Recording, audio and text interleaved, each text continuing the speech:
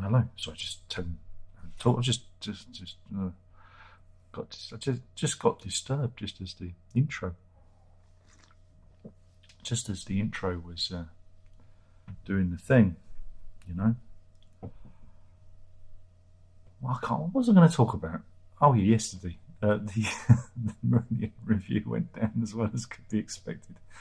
The Meridian thing, the charts thing, it put me off. I had it already what I was going to say, and the missus popped her head around the door just as I'd started the intro.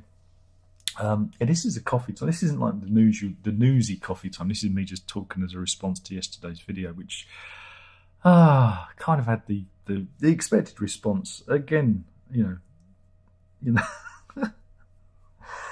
there are a few of you out there who understand what I'm doing, and you guys, I love you guys because you get it. You understand the point I'm making. But there are many of you, and this is the problem with fandom, and this is the problem I have with fandom. We just don't get it about the current state of the charts. And the reason I make these videos is not because I'm trying to bait you, though it does get views. It does get views. It's not to do with that. It's just I love music, and I remember a time when we had Top of the Pops and the Friday Night Rock Show and whatever it was, you know, we used to listen to on the radio, and the TV shows, the Tube. Who remembers the Roxy? Rapido. Oh, I love Rapido. You know, I'm a music fan. I probably love music more than you do. I'm sorry. I really do. And I love all kinds of music, not just this crappy prog shit. You know, I like all kinds of music. Very much, again, raised on the pop charts, and, you know, and watching old episodes of Top of the Pops makes me appreciate what a great time I grew up in. It could have only been a little bit greater if I'd have been born in the 60s, early 60s, you know, and grown up through that burgeoning, you know, music industry. You know, that transition from the tentative steps of the 50s into the full-on commercial thrust of the music biz in the 60s. You know, that's the only way it could have been any better. But then I probably would have missed out on a lot of the 80s stuff and 90s stuff because I would have been older, and, you know, and get off my lawn, you pesky kids, you know. So I feel like I was born at just the right time to soak in all this different kinds of music, and that was the joy of it. And I've spoken about this before. There's the charts back in the day. There was a mix of all kinds of music next to each other, and if you were a fan, and I was a big fan of that, you know, music news, I was just all about it. And nowadays, again, maybe it's getting old, maybe I'm just old and I just don't see it, you know. Yeah, things ain't what they used to be, as the old expression says. Also musical, I believe. And that's why I make these videos. Now, again, Meridian fans get upset because I'm picking on their favourite band. You've got to remember, I've been following them since about 88. I bought the records, bought the T-shirts, bought the books, gone to the gigs. You know, I'm probably an even bigger fan than you are. You know, bigger fan than you are. But that didn't stop them from completely missing the point. Again, I stopped taking notice of the charts a long time ago. And it was only recently, it was only like 2017, I think it was, when Mike Oldfield's, you know, Return to Ommadawn thing came out, and I started taking notice again.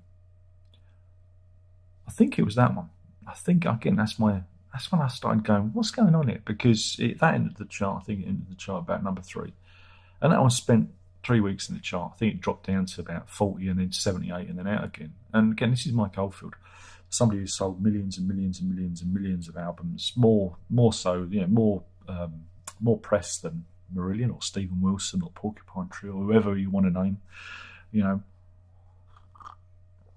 And that shocked me. It was like, oh wow, music is irrelevant. You know, it is, because they're very hush hush. They don't tell you what the sales are. They're very quiet. And there was a story a few years back about, was it Rihanna, one of her albums, and it sold less than 2,000 copies. I'm not sure if it was I think it might have been the US charts rather than the UK charts. But again, because of the chart manipulation of streaming and whatnot, it was still deemed as a hit, you know. And again, there was a lot of analysis in the music industry then going, well, what is this? What exactly is the metric here? What are we measuring? Because again, streaming throws up its own problems. And again, looking at the charts, again, just look at this week's charts. And a couple of people posted and said, wow, what a state your album charts are in. But just look at the current chart, and you'll notice an awful lot of what I call legacy albums, artists in those charts. Fleetwood Mac, Rumours, that are still doing rather well in the charts, and a lot of these are done. A lot of that traction is from streaming. Again, even with Meridian, if you look at their chart placing, they actually got chart places for the box sets that were reissued. They made top 100. You didn't hear Meridian going on about it then, did you? No, you didn't. And I think that's much more interesting. So, Darren. Well, because how many copies of these did they sell? 1,000? 1,500, right? It's not a lot, because some of them go for high prices on eBay on the second-hand market. So you're probably looking less than 2,000 copies. Again, I could be completely wrong. It could be 10,000 copies, and there's just an awful lot of desperate Meridian fans out there, right? But again, I'm not having a go at Meridian. I'm only having a go at the stupid fans who are not listening to what I'm talking about, right? This is why I get a little bit frustrated. You're bitter. You're depressed. No, I'm not. I'm happy. I'm surrounded with guitars. How could I be depressed? Now I've lost my thread. I'm thinking about guitars now. But no, it just saddens me that of what the charts have become. And I don't think it's ever going to come back again. And whenever I see a band crowing like it's some big achievement, and it isn't an achievement. It's just a case of last man standing. And if, I don't know, a band that I really, really, really loved, I don't know, maybe if, I don't know, they resurrected Nusrat Fateh Ali Khan and Michael Brook got together and they released an album, it got to number 2, I'd still be going, that's amazing. Even though, was it Night Song, didn't it sell something like 150,000 copies on its release back in 1997 or whatever it was, 96, 97, worldwide, Grammy nominated. Somebody asked what album would I listen to, and it'd be that one again. It's always Night Song. It's my favourite record. Everybody knows that. And I'd still have a pop at that. It's not about having about the band, any band, Genesis, Queen. I'm trying to think. Van der Graaf Generator. I don't know. I don't even like those bands anymore. I don't like anyone. I'm like, what if I got to number 2 in the chart, right? Because I love me. I love me more than anyone, right? Imagine. So this is, I've got, I don't know, so many thousand viewers, or, subscribers. Imagine if I combine the subscribers on this channel and my music channel, right? I'd have, I've got to do the maths. I'd have at least just under 6,000 subscribers, I think. Now imagine if every one of those people bought my next CD or my next album or whatever it was. Imagine if you all streamed it. Imagine if you all believed in me. But my music's shit, right? We know that. What I do is shit. Everything I do is shit. The videos I do are shit 'cause I'm an idiot. I'm ugly. I'm bald. We got to get all that in, because that's all you've got to throw at me. Because insults. But imagine, right? Imagine if everybody loved me. Imagine that. I know you will love me, really, especially the people who subscribe and come back and insult me, who I've now blocked. Sorry, guys. You insulted me personally. So, and that's another thing from yesterday's one. I thought, I've had enough. I woke up this morning, I looked at it. It was a Sunday morning, beautiful Sunday morning. Been with my kids, had a lovely walk. I came back feeling full of the world, feeling full of love, because I've been with my family out for a Sunday morning walk. And I read the comments and I thought, fuck you. I'm fed up with you. I don't need to listen to you. So people like CP Norman, Grace Smith, you're blocked. Yeah, I'm sure you'll just start another account, because again, I don't even know if you're real, because of the way people play this game, and there are multiple sock accounts. I don't even know if you're real. But imagine if CP Norman and Grace Smith loved me and they all bought a copy of my album, I could be looking at getting to #1 in the chart. Imagine that. And then I make a video taking the piss out of myself. And those who follow me, those who know who I am and have a sense of what I'm talking about, know I would do that. I'd take the piss. I would. It's all I'm here for, But you don't love me. You'll hate me, as you've all expressed in the comments. Again, I have also reported you for harassment and bullying. The people that were nasty, okay, with YouTube, okay. Not that it does anything, but it makes me feel better, okay, because you could have come and made your comment without being personal, without, having to go at my appearance, blah, blah, blah, blah, CP Norman, that was curious. CP Norman must follow me on Twitter and Facebook, because he mentioned a tweet/post I made about the missus on Wednesday had MOT on her car, and it came in at just shy of £500. And I mentioned it because I just paid off one bill for my teeth, and now I've got another £500. And he made some snarky comment about me kind of shilling for money, but I hadn't in my videos. But I'm going to do it now, because CP Norman, thanks for reminding me. If any of you want to help with the MOT, there's links in the. But that's not what. I don't do that. You know that. I very rarely ask for money. I tried it with the boiler, raised about £200. It was about £2,000 short, so I'm still paying that off. Finish paying that off next January. All right. So the boiler, I'm still paying for that. Right, because YouTube makes me so much money. There's a reason why I don't do box set unboxings anymore, because there ain't no money in this. In the old days, when I was getting a bit more money, I used to put it all into the box sets and do that, and then sell the box sets, and then whatever money I'd left, I'd use to pay bills. But this I don't even know why I bother doing this. Coffee time, that does really well, doesn't it? Why do I bother doing this? Exactly. I should stop, and everyone would love it because I'd stop, and they all hate me.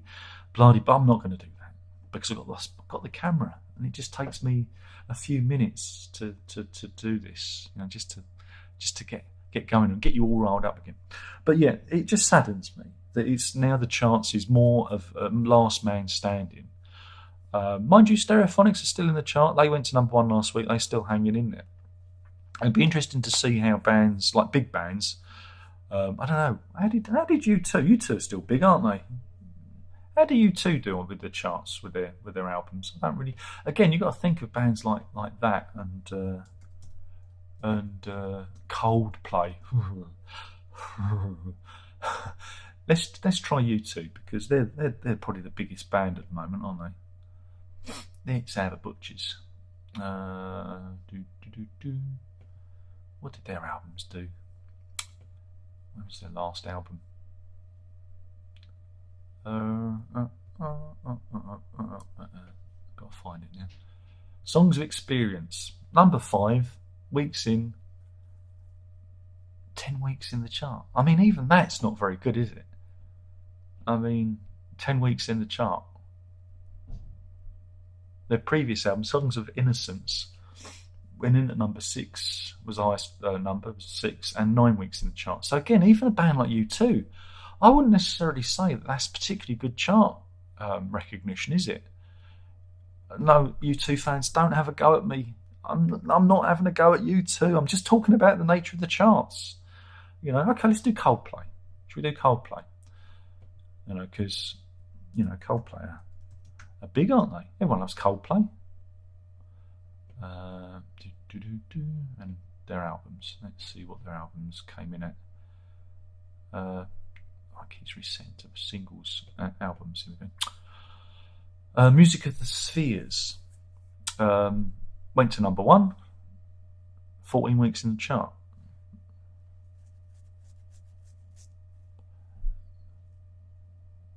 Everyday Life went to #1, 16 weeks in the chart.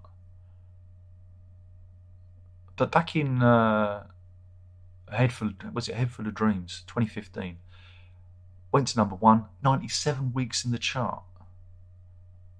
So you can see in literally six years, right? Now, That's really interesting. Ghost Stories, the previous year, went in at number one, 57 weeks in the chart. Milo Zolotto from 2011, number one album, 79 weeks in the chart. 2008, Viva La Vida. La Vida Loca, number one, 86 weeks in the chart. 2005, Coldplay, X and Y, number one again, 111 weeks in the chart. Rush of Blood to the Head, 2002, number one, 150 weeks in the chart. Parachutes, in the year 2000, 193 weeks in the chart, went to number one. Now, there's my point, right? That's my point, because that's a band who every album has done well. Their first album through to their last album, they've got a multitude of, I think every album they've released, has been a number one album, bar the compilations and live albums. But look at the amount of weeks on the chart.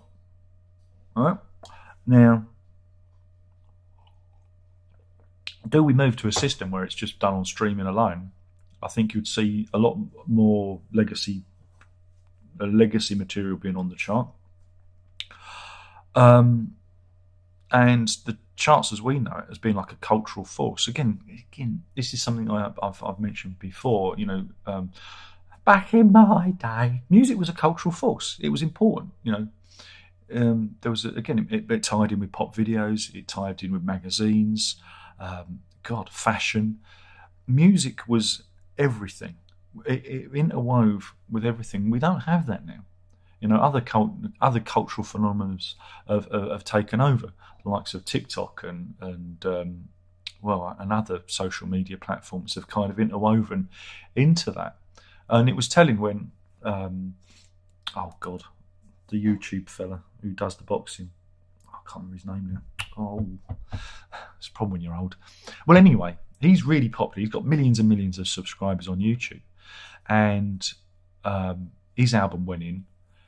And they revealed it sold something less than, less than 5,000 copies. And I made a tweet saying, "Oh, so and so, he charted only 5,000 copies though, but he had over millions and millions of subscribers, followers, people that like him." And it just shows you that it doesn't translate the following. The people that are like all the free stuff won't pay for the tangible physical product. They won't necessarily even pay for the download. This is the nature of music now. People go, sales, but I don't think, there's only people like me, the true music fan. Come on, you know me, true music fan, not like you. It's people that put their money in their pocket and they buy the records every week or whatever. We're the only ones who are keeping this bloody industry alive, And this is why I make these videos. But everyone wants to just put their hands over their ears and go, everything's fine, everything's great. All Meridian did was release another album, and that's great, that's good. I wouldn't want them to stop, because I always hope that they'll bring out an album that I really dig, that really appeals to me. I'm not one of these people who goes, I want to be wrong. I want to be surprised. This is the thing. This is why I listen. Why do you listen? Why do you review it? Because I want to be wrong. I want to be surprised. I want to be, I want that rush that the albums give me when I hear them, for the first time. And this is why I do these videos. Somebody asked me for transparency. Again, if you follow me, if you know what I'm talking about, this is why I do this. I just feel the need to sometimes just hold up, say, wait a minute, guys. Is this really great? Yeah, it's great, for the music industry because it shows you that they're still kind of bumping along. But in 20 years, you've seen this massive decline. I mean, just look at let's just look at Coldplay on the screen in figures, right? Like I say, we start with Parachutes, 193 weeks on the chart. But people say, yeah, but Darren, it's been out for 22 years. This is unfair. You can say that. And that will be bumped up a little bit by streaming. But that's not the point of it. When you just look over the years, the weeks on chart position just gets smaller and smaller and smaller. And it's in the last, in the last 6-7 years that you really seen that decline. Look at that, Head Full of Dreams, 97 weeks on the chart. And then 5 weeks, 16 weeks, 14 weeks. You know, that's all I'm pointing out, right? And then people are saying, "Oh, but why? Why are you saying this? Why? Why are you saying this?" Because I love music. That's why. Can't you just let me have that? If we all pretend to be, positive, part of the cult, drink the Kool-Aid, then we're going to end up just falling off a cliff, And I want people, and this is what bugs me about YouTube, right? Because, I'm irrelevant. I know that. The content I do is shit. I know that. But I make the videos because, the music ones, because I find an album I like or don't like and I want to talk about it because it might turn you onto it. That's the only reason I do it. I will never dissuade you from not listening to a record, even the worst records I've listened to. You check it out. I've always encouraged you. You check it out. You see if I'm right or wrong. And if I'm right or wrong, come back and tell me. But be nice. Be nice about it, please. That's all I ask of you. Be pleasant. Let's be pleasant. Let's be adult. Let's talk about it like we're in the pub. Because I remember having lots of conversations like that with friends and colleagues. Oh, this album's great. That album's not so good. And you could do that in those days without somebody throwing a pint of beer in your face and trying to glass you like it is on the internet, And I just want to get back to those days. Yeah, I might say you're an idiot. I might say you're stupid. But come on, you take it that personally. I'm no one to you.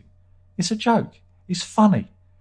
It's a character. Jesus Christ. It's an extension of this thing. It's a heightened version of. Okay, I sit here and like the other fucking turds on YouTube, the other musical analyse so they can get close to the artist and do an interview and suck their digital dicks.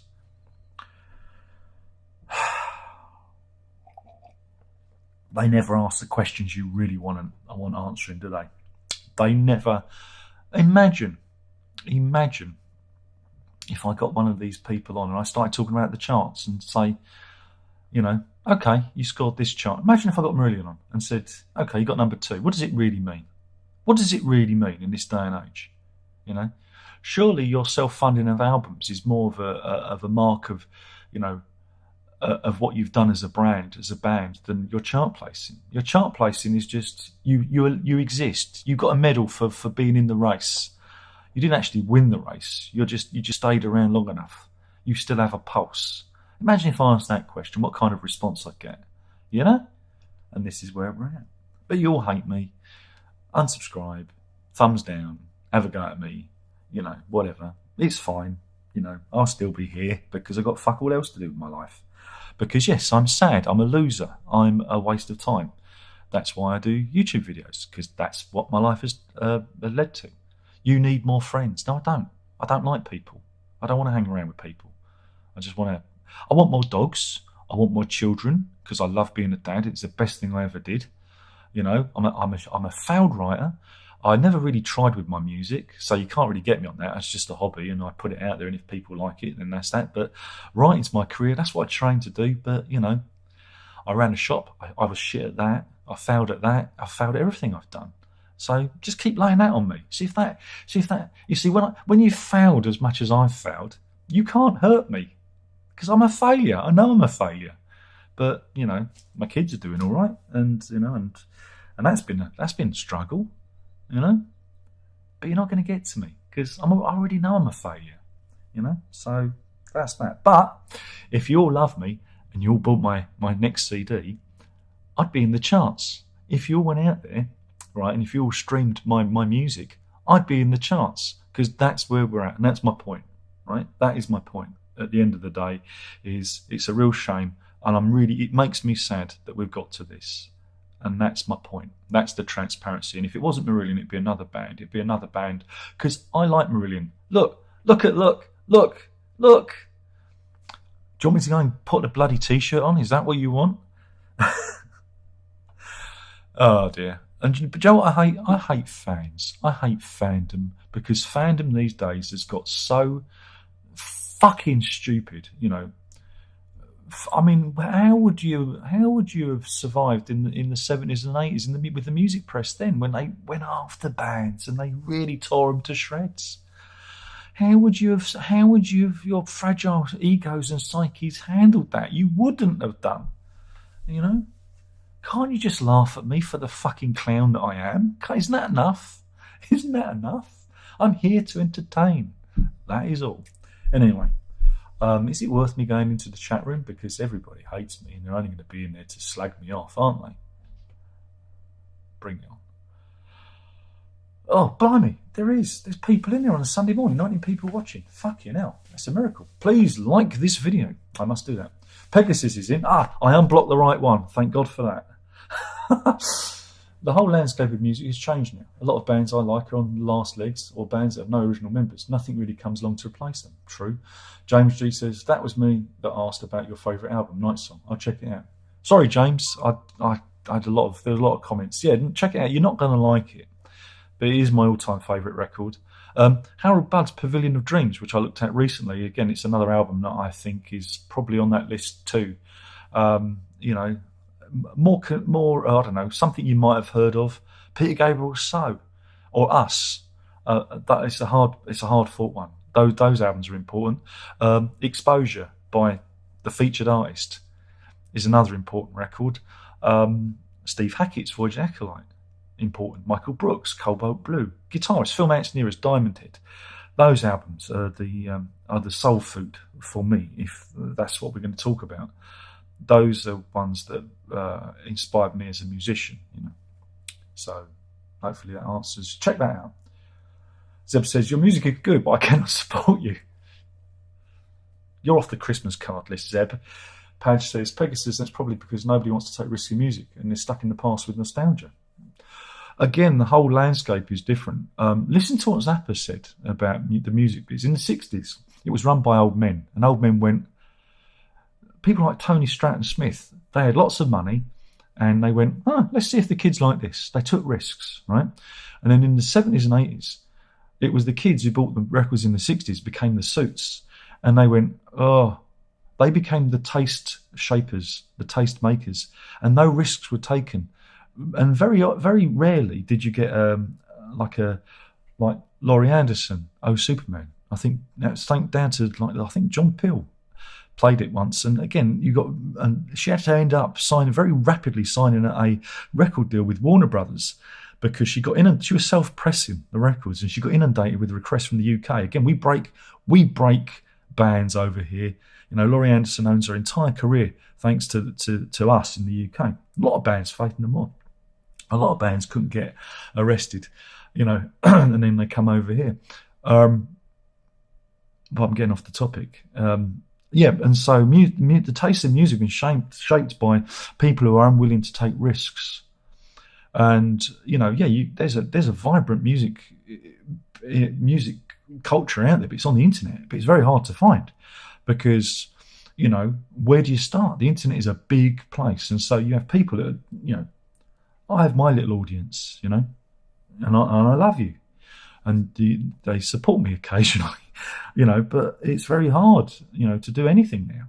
I used to sell more CDs back in 2005 than I do now. And I didn't even have the following that I have now, which is bizarre. I mean, God pays debts without money. I must have sold, I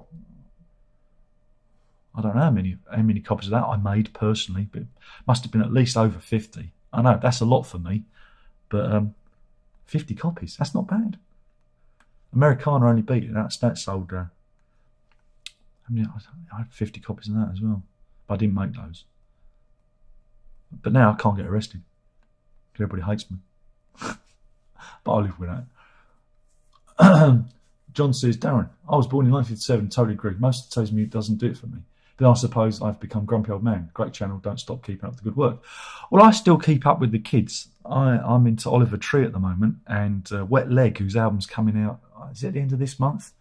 There is still lots of music out there, but again, the problem is there's lots of it, and you've got to be actively searching for it because there isn't really a music press. You know, there isn't anywhere where you can go to get hints and tips. You know, but I like to try and keep up with the kids. You see, because I want to stay young.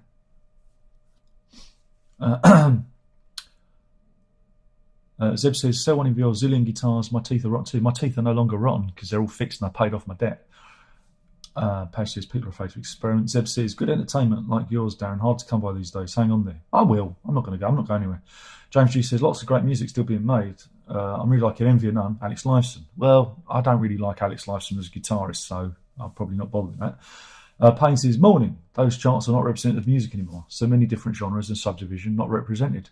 Again, and then you get like, I mean, if you look at the American charts, they have even more subdivisions and subgenres, and, you know, it can be very hard to determine how a record has done, because it might have come, you know, number one on the drum and bass country and western reggae chart.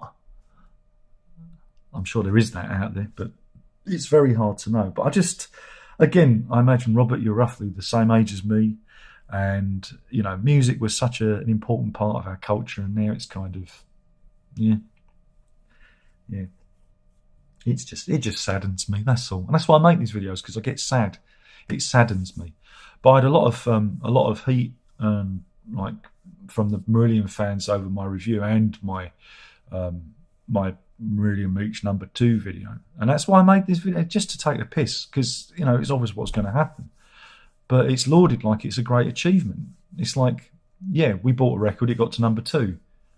Fuck me, because it's probably the same amount of people buying the record that bought it 10 years ago. Yeah, last man standing. That's how Stephen Wilson's, you know, done so well. Last man standing. He couldn't get arrested in the 90s. But now, last man standing, you know. And if I have cultivated a much more friendly, cuddly persona, I could be at number 2, you know. If only you all love me, I'll be at number 2. I'm not, can't do it.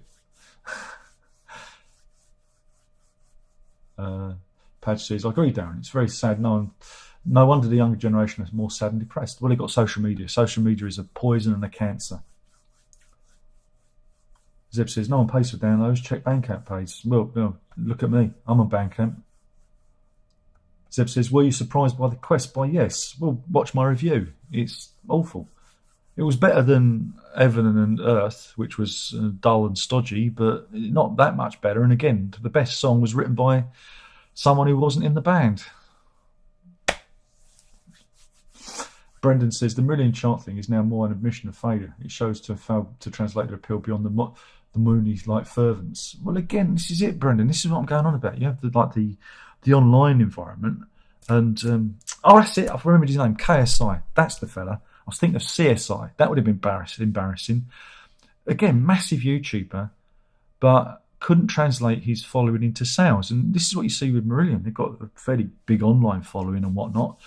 But, you know, yeah, there'll be people that go to the gigs who just go there to have a pint and watch the band, but they won't necessarily buy the records. You know, there's levels of fandom. There'll be people that post all the time, but might have, I don't know, downloaded all the albums via, I don't know, LimeWire. Is that still going? You know, fandom isn't what fandom used to be. It's splintered. It's something else. Being a fan is many different things to many different people. For example, I'm a fan, but some fans don't see me as a fan because I dare not to give everything a 5-star review. Whereas other fans go, I hear you, bro. You know, I'm on the same page. You know, Fandom is very different to what it used to be. And I don't remember fandom being like that, you know, 30 years ago. You know, you'd have Iron Maiden fans saying, well, I don't like that album or this album. They'd still fucking buy each other a beer. You know what I'm saying? Here, you feel like they want to hang you up by you know, from the nearest tree, you know, on the internet. And it's just, it's sick. It's not right. You know, can't we just have an honest discussion about this stuff without getting personal? You know, that's why I call them thick. I have to. Because it's what they deserve, you know? It's what they deserve. I have to call them that. And they say, well, you should respect us. Fuck you. I ain't respecting you. Not till you be nice to me. Grendel. More Grendel. Pegasus says, a lot of bands just go off the ball. I'll go back to listen to music from the 60s and 70s. Yeah, again, it's tricky. It's tricky, you know, because I want to listen to, you know, I still, I mean, this is why I listen again. I listen to Portico Quartet. They've brought out the same record, the last 4 records, but this is why it's getting hard for me to review them, because it's like, yeah, it's more of the same, but I enjoy it. It's more of the same, but it's tricky. It really is tricky these days, But again, I think it's the nature of the music in itself. Again, the great thing about the computer, the home computer, and the internet is it's allowed a great sense of democracy, a democratization to fall over music and music creation. And so, anyone can go online and do it. And that's brilliant. I love that. I think that's really good because, many artists, there are some, I'm not allowed to know, love the idea of the musician being the musician, somebody who hides behind a curtain. You can't see what I'm doing. You can't see it. I don't want you copying me. You can't see what I'm doing. Yeah. Music is easy if you have the discipline, of course, there's various grades of music. There's the 3 chords sing along, and then there's avant-garde, classical stuff which takes more discipline. But music, if you can whistle a tune, you're a musician. If you can sing a song, you're a musician. If you can clap in time, you're a musician. And that's what I've always been about. I want to be here to encourage people to play and record and do their own thing. And if everybody learnt an instrument, they'd see what's going on, and they wouldn't necessarily hold these musicians up in such high regard. Yeah, I like this band because their songs make me feel a certain way. But are they gods? No, they're just people. They just managed to learn 3 chords, and you didn't. You're the stupid one. In the old days, musicians did it to get laid. Now they do it to get to number 2 in the charts. Oh boy. Robert says, self-awareness is a shield for sanity. I don't know. Sell them all for £100 each. What, the Meridian box sets? Maybe. Padge says, postmodernism peaks in the 90s, now it's dead. Seb says, people hate Darren. Yeah, they do. Cheetah says, put your Meridian t-shirt on for the next video. I think my Meridian t-shirts are in the loft in a box. I don't think I've got any in the wardrobe. I'd have to go up into the loft for that. James says, cheers, I'll have a listen. After hearing your instrumentals, I had a feeling you might enjoy Bill Nelson solo stuff, but maybe it was off the mark there. Oh no, I'm familiar with Bill Nelson. Again, Channel Light Vessel. Go and look up that one. That's a real obscure Bill Nelson project. It's interesting because he's in it with Rogerino Laraji. Is it Kate St. John? I've got their albums up there. I've never really, again, I like Bill Nelson as a person and as a player, but his music doesn't really, doesn't really do anything for me. I used to remember when he used to keep a diary. Probably still does, but I've kind of fallen off the radar with what he does. But again, he's one of these prolific. I admire his prolific output, So yeah, but I don't really get anything from what he does. It's like a bit like Alex Lifeson as guitarist. He doesn't really. Certain guitarists I don't get, and some I do. So, but I don't mean I don't like them as people or performers. It's just I just don't get it. It's like I watched Dune last night, the remake. I didn't get it. I like David Lynch's version better. I just didn't get it. And then it was the movie version of a Stephen Wilson album. I'm sitting there thinking everybody loves this, and I'm sitting there going, I came away at the end thinking, I felt like I don't know, like I'd blanked out. I hate when that happens. Patch says, the internet is both the best and worst things that can happen, if you know what I mean. It is. Brennan says, I went to a Dutch convention to try it out and saw Tavares lose it big time with a girl who grabbed his arm while he was going for a slash. It was a, what the fuck am I doing here moment. Oh yeah, I went to the one in Minehead, and that was like a cult thing, and it was frightening. I didn't like it. This was back in 2000 was it 2003? Yeah, it was 2003. I went to one. The missus was covering it because they was doing a DVD in 24 hours thing, and the missus was covering it for a magazine because she worked for a magazine that did about optical media. God, I wonder how that's going now. told it I'd get out of that a long time ago. So we got to go. And yeah, it was like the Moonies. That was back in 2003, and that's what kind of put me off of all kinds of fandom. You know, it's like, whoa.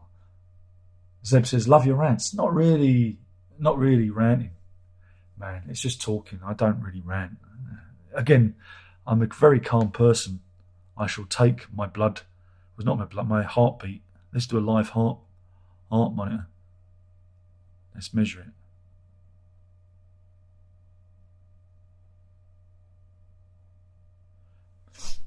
I don't know if you can see that. 67 BPM.